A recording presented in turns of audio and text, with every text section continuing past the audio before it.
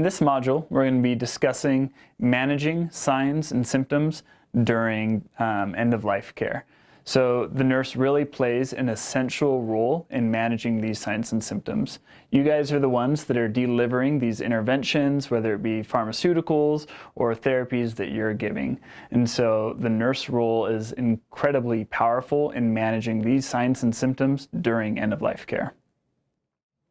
All right, some of the topics that I'm going to discuss for this module include pharmaceutical management of pain and respiratory distress. I'm also going to discuss some nursing interventions that can be done for pain and respiratory distress. I also want to talk a little bit about managing delirium and then also discontinuing non-essential medications. All right, first I'm going to discuss some of the drugs that we can use for care of end-of-life patients.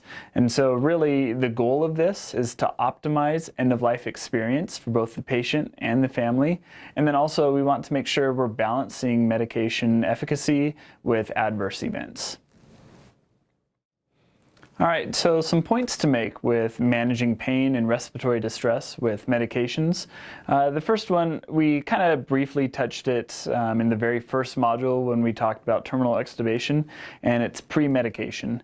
And so pre-medication it's warranted if the clinician anticipates any pain, agitation, or respiratory distress surrounding the extubation process, or if you're turning your patients, or if you are going to perform a procedure on them. Pre-medication is typically warranted, and so they will have comfort during these procedures.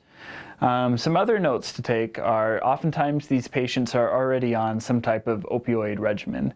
And opioids are kind of the gold standard for treatment of pain and respiratory distress and end-of-life care.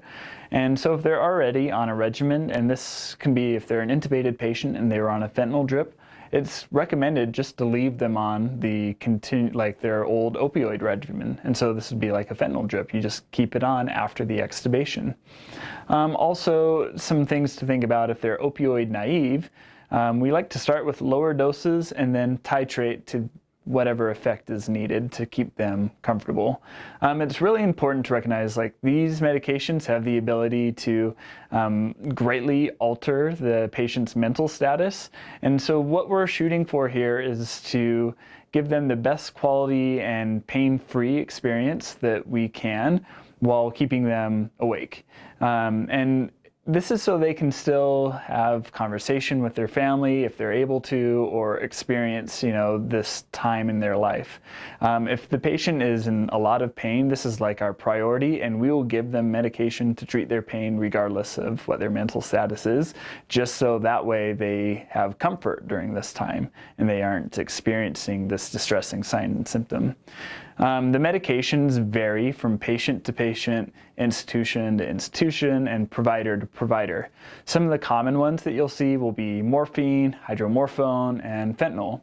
I just wanted to give you guys kind of an estimate on when they kick in and what their peak effect time is. And so morphine has a time to peak of 20 minutes. And so this is when you start thinking about pre-medicating your patients or what medication would be the best. Another one is hydromorphone. It's a little bit quicker, 10 to 20 minutes. And then the fastest one that we have would be a fentanyl IV medication, and the time to peak is 5 to 10 minutes. All right, so another tip on managing pain and respiratory distress and end-of-life care. Like I stated, opioids are really the gold standard for these signs and symptoms. Oftentimes these patients are already on some type of opioid drip, and so it's important for the nurse to know how to titrate these medications and bolus these medications. And so the nurse isn't the one making the decision on how much to bolus or how much to titrate. Oftentimes this is done interdisciplinary with a pharmacist and with a provider. And so it's important for you to communicate with everyone to make sure that you are doing what's best for your patients.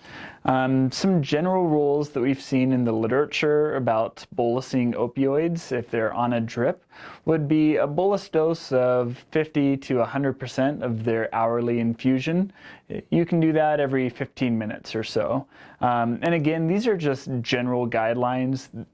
It really depends patient to patient and then what your team feels like is going to be best for that patient. And then another question that comes up a lot is how to titrate these opioid drips during end-of-life care. And so it's recommended to titrate by 50% of the current rate. And so if you had a patient that was getting 10 milligrams of morphine an hour and they were still in pain and you wanted to titrate the medication up, you would go up by 5. And so that would be 15 milligrams of morphine every hour. And then with the bolusing, same situation. You have your patient that's on 10 milligrams of morphine an hour and they're in severe pain. So you could actually give them 5 to 10 milligrams of morphine through a bolus dose to help relieve their pain every 15 minutes or so.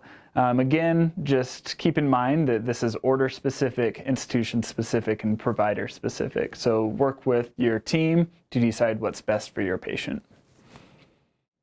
So there are a few nursing interventions that can be done to manage respiratory distress.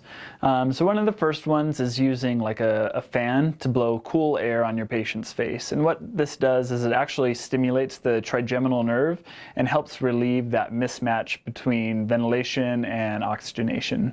Another one that you can do, and we discussed this a little bit, was adjusting the patient's position. And so this really depends on your patient's physiology and the pathophysiology behind their disease, but sometimes an upright position may help your patient breathe better based off of their condition. And then the last one would be like pursed lip breathing. And so what this does is it slows expiration and then it increases the intra-airway pressure. And so if you're familiar with ventilators at all, this would be like increasing the PEEP almost. There are also nursing interventions that you can use to manage pain. So these include music therapy, massage, aromatherapy, and imagery. In one of the latest Cochrane reviews that I read, it analyzed 51 studies and it showed that about 50% of patients found that music reduced pain and reduced opioid requirements. As far as the other ones, massage, aromatherapy, and imagery, there's not very much evidence for them, but they aren't harmful to the patient either. And so if it's something that you feel would be helpful for your patient or the family or the patient requests, by all means use it.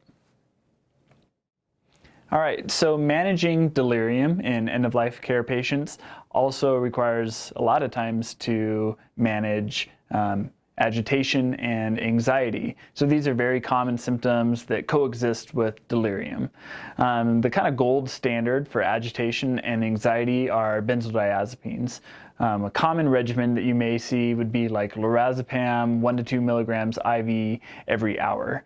Some other medications that you may see would be like a propofol drip. I've been working as a nurse for 5 years in critical care, and I've seen that one time. And then Precedex, which I've never seen in an end-of-life care patient, but you may, and I would consider it if the patient was on it when we were extubating them. Some things to think about these medications, and especially benzodiazepines, is that they have a very long half-life. They're definitely metabolized by the liver and excreted by the kidneys. And so depending on your patient's conditions, they can stay around for a very long time. And so when you're first dosing them, it may be helpful to be conservative, and so you don't completely kind of wipe your patient out, and so they aren't able to communicate with their families if they're in that type of position. Some other signs and symptoms that are treated with pharmaceuticals during the end-of-life care period are like nausea, seizures, airway secretions, and then a variety of other symptoms. So medications that you may see treated for nausea include Zofran or ondansetron, and that's 4 to 8 milligrams every 6 to 8 hours is a typical order. Another one that you may see for nausea, and it's actually a very good drug for nausea, is Haldol, actually. And so Haldol also treats delirium. I think what's interesting, there was one study that, as long as we're talking about delirium, it showed that lorazepam versus Haldol in patients that were in the end-of-life state, that lorazepam was often associated with over-sedation. So if you're worried about that, Haldol may be a really good alternative. Something else that you may encounter during end-of-life care are seizures. And so lorazepam is a very good drug to treat the seizures at end-of-life care. Also, you could continue whatever regimen they were on before they transitioned. Something else that you see are airway secretions. There's not a lot of drug therapy for this. One of the big ones is like a glycopyrrolate, but there's limited evidence to show that this actually helps with, secretions or what some people may term the death rattle. So glycopyrrolate may or may not help, but it's not going to be harmful to the patient. Also, what you could do is discontinue any non-essential fluids or feedings and position your patient appropriately, and that helps with secretions. And then any refractory symptoms that you encounter, it's recommended that benzodiazepines are kind of the second-line agents. So for pain or respiratory distress, if you've treated them with opioids and they're still experiencing these signs and symptoms, the next agent that you would give would be a benzodiazepine. All right, we've talked a lot about adding medications and giving medications to patients at the end of life, but another step to this is discontinuing non-essential medications. So during this stage, it's typically in the initial transition to end-of-life care, you must ensure communication with the interdisciplinary team for the plan surrounding discontinuing these medications, because it's really patient-to-patient specific. Oftentimes you may wean medications or leave some medications on depending on the situation, but some common ones that you're going to stop will be vasoactives. These include inotropes, vasodilators, or vasoconstrictors. Also antiarrhythmics is another one, antihypertensives, antidiabetics, and so this includes any lab draws, POC glucose checks, insulin shots. Those are all uncomfortable to the patient. At this point, we're really focusing on, controlling distressing signs and symptoms and keeping the patient comfortable, and not so much on medications that are sustaining life anymore. And then also make sure that you discontinue lab draws, and that's about it. So just in summary, in the last 3 modules, we've talked about how to terminally extubate a patient and some of the steps that go around that. We've talked about the education, how important education is for critical care nurses and nurses in general surrounding end-of-life care. We've talked about assessments of signs and symptoms during end-of-life care. In this module, we really focused on the management of signs and symptoms of end-of-life care. So you can use these tools to care for patients, but one of the biggest tools that you'll need in this stage in a patient's care is communication. So the next module that we're going to talk about is communication during the end of life.